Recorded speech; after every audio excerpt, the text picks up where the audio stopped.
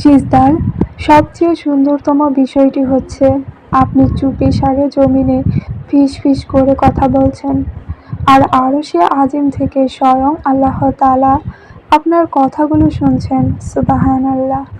রুকুর পর সিজদায় গেলেন, সেখানে গিয়ে সুবহানা রাব্বি আল আলা, সুবহানা রাব্বি আল আলা, সুবহানা রাব্বি আল আলা চোখের পানি ছেড়ে দিয়ে রবকে বলতে শুরু করে দিলেন, ও আমার মহান রব, আজ আমি সব কিছু হারিয়ে নিঃস্ব হয়ে অসহায়ত্বের সাথে আপনার দরজায় কড়া নাড়ছি।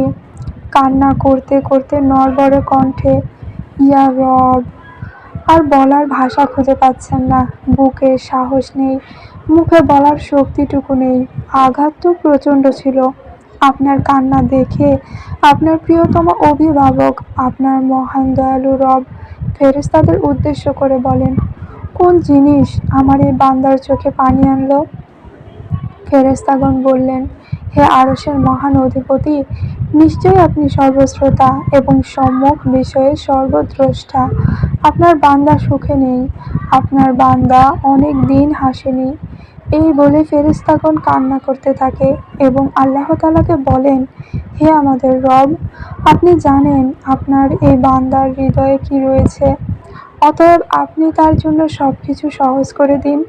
আল্লাহ তাআলা বলেন, আমার এই বান্দা এমন কিছু তার জীবন থেকে হারিয়েছে যেটাকে সে অধিক ভালোবেসেছিল।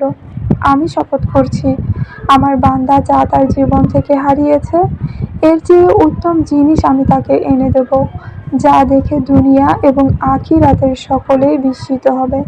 আলহামদুলিল্লাহ।